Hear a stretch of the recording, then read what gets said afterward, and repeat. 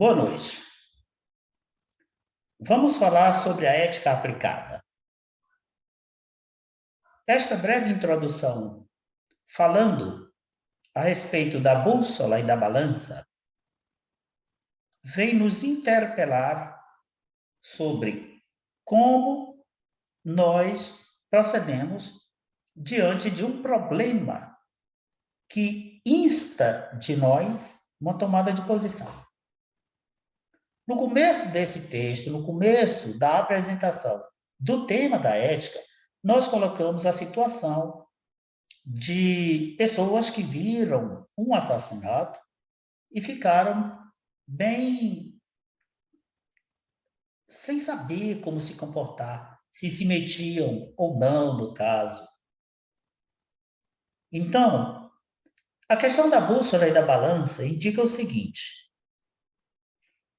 as pessoas daquela história não tiveram uma bússola. A bússola é a orientação, é um rumo, é uma posição prévia que as pessoas têm de assumirem uma determinada posição diante de um determinado acontecimento. Existem pessoas que, naturalmente, já têm em sua mente que se meteriam naquela situação.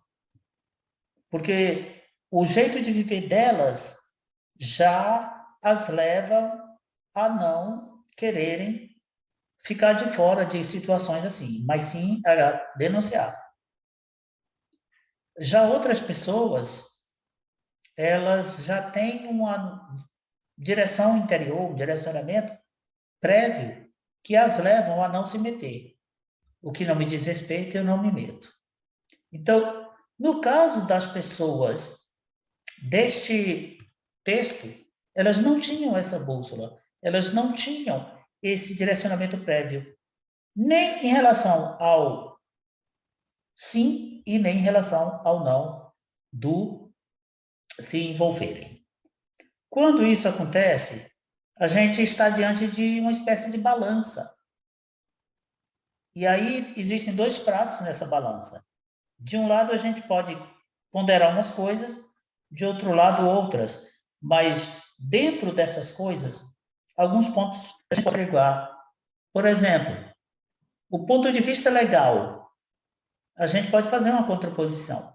De um lado, o ponto de vista legal. De outro lado, o ponto de vista moral. Para as pessoas que lidam mais frequentemente com o direito, o ponto de vista legal é que tem que prevalecer. O que a lei diz é o que tem que prevalecer.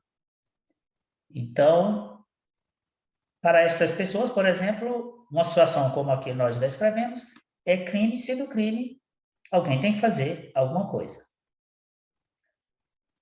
Dependendo, então, de o que pesa mais na sua vida, se é o ponto de vista legal ou o ponto de vista moral, é bem normal que você se meta ou não.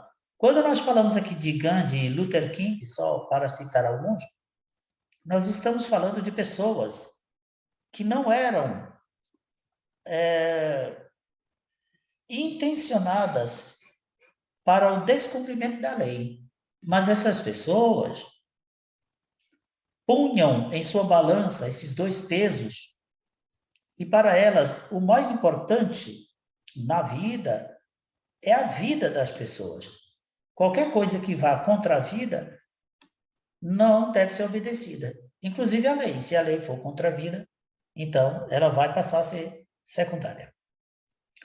Passemos agora para a questão da ética aplicada. Esse é um ramo recente da filosofia, a ética aplicada.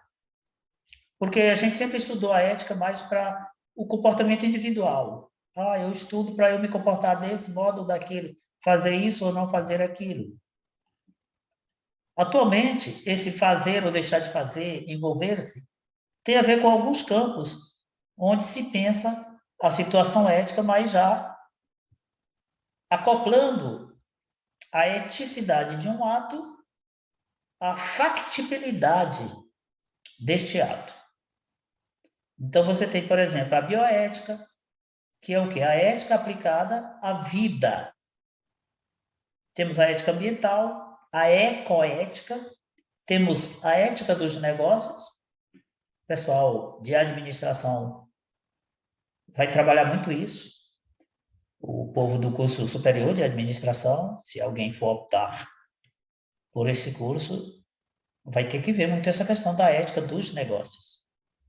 A ética aplicada é um ramo da filosofia, como tantos outros que eu tenho falado, e ela nos põe diante de um determinado problema prático. E esse determinado problema prático exige que a gente se conscientize dos riscos que nos ameaçam e que a gente crie justificativas para agir em prol da vida no planeta. Bom, dito isto, a gente vai agora para o próximo ponto, que diz respeito à necessidade da aprendizagem da convivência. A moral, ela tem um tecido delicado. Ela diz respeito ao indivíduo, ao seu fórum íntimo. E isso é da pessoa. Então, querer fazer moral, querer fazer reflexões para os indivíduos fazerem, é um pouco querer demais. Eu posso pensar nas coisas para mim, mas pensar nas coisas para os outros, aí já é bem complicado. Por isso que a gente fala de um tecido delicado. Então, quando nós tentamos fazer a moral, a gente está tentando direcionar a vida do indivíduo no seu fórum íntimo, mas, ao mesmo tempo, a gente também está tentando fazer um vínculo entre as pessoas, entre si. Estabelecer a dinâmica entre o que é privado e o que é público é uma tarefa difícil. Porque quando eu trato da questão do relacionamento entre as pessoas, aí já não estou mais trabalhando com o fórum íntimo, com a individualidade, mas sim com o lado público do agir.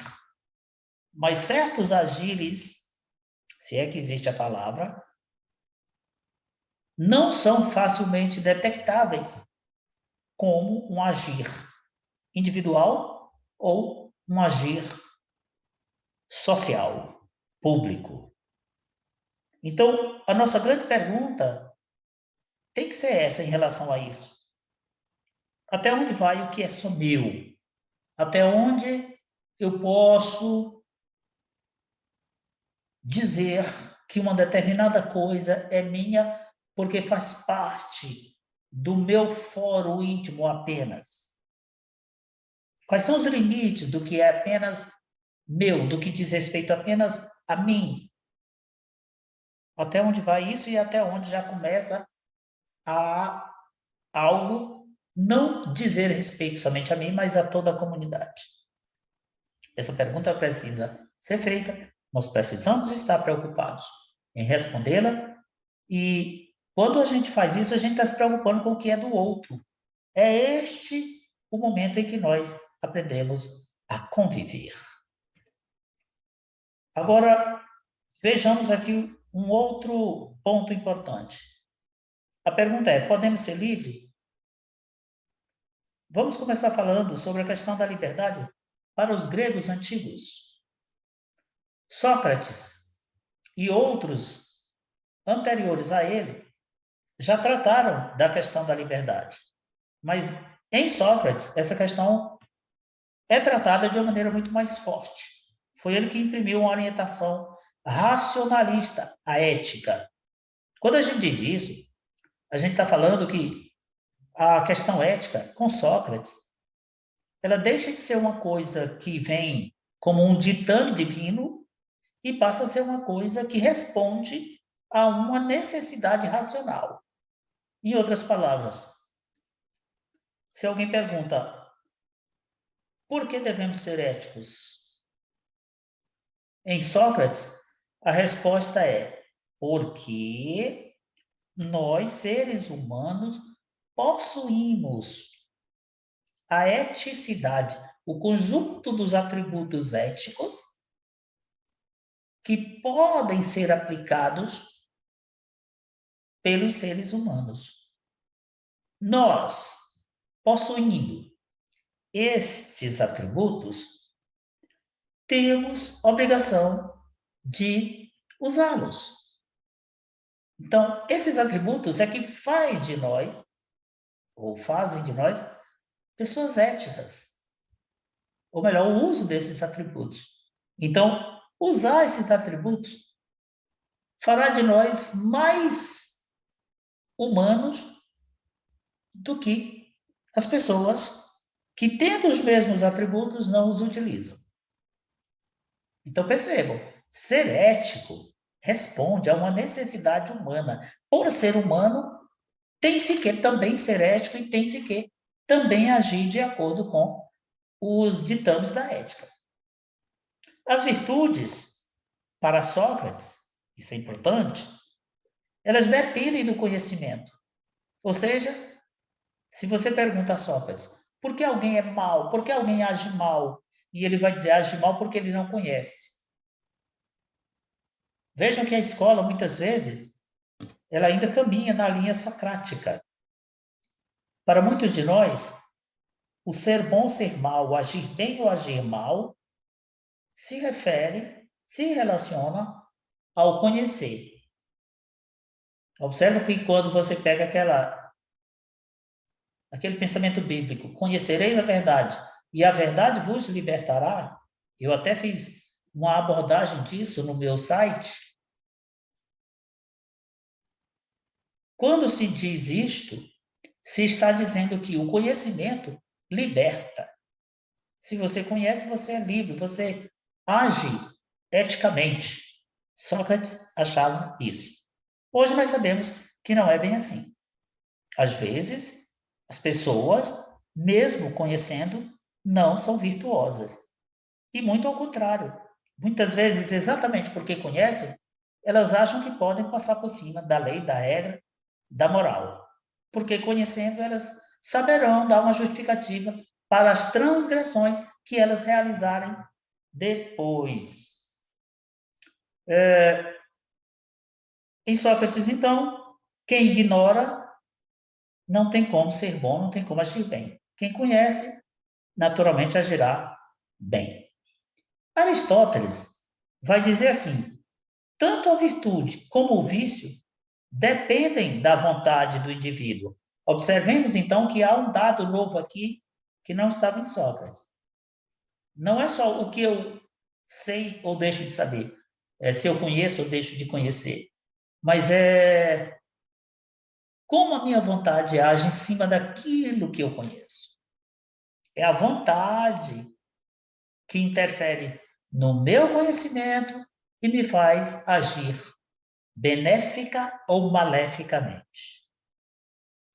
E, por fim, falando sobre o livre-arbítrio, digamos com Santo Agostinho, que o livre-arbítrio é a faculdade da razão e da vontade. O ser humano possui essa faculdade. Portanto, significa que ele tem razão e tem vontade. De um lado, a vontade é o que ele quer, do outro lado, a razão é o que ele deve. Ele tem essas duas coisas dentro de si. O que seria a liberdade interior? A liberdade interior, ela estaria relacionada ao próprio eu, e não mais inculcada apenas no espaço público. Percebam que o livre-arbítrio se refere à liberdade interior. Eu faço de mim o que eu quero. Mas esse faço de mim, ele é mais como eu sou capaz de me sentir diante das situações do que o que eu sou capaz de fazer. Pois bem, na próxima aula a gente fala sobre o determinismo. Até lá! A questão